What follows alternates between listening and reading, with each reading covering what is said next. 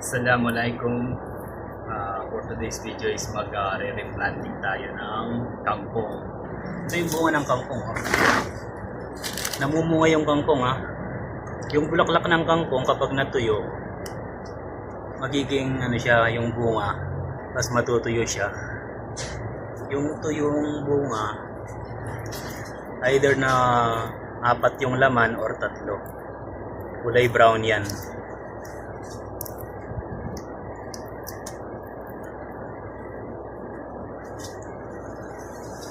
Yan ito 4 ang laman.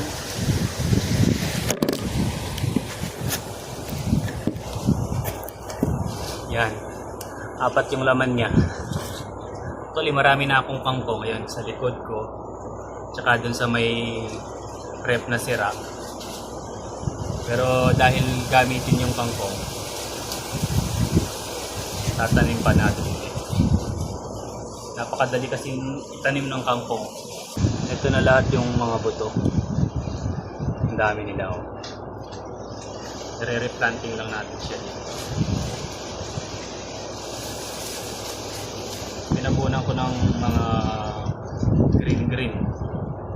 Pero meron ng mga organic fertilizer to sa baba. Ganyan lang, ilalagay lang. Tapos tatapunan ng konti. Tubo na yan. Hindi mahirap alagaan yung kangkong basta nadidiligan. Basta nadidiligan yung kangkong, tubo yan.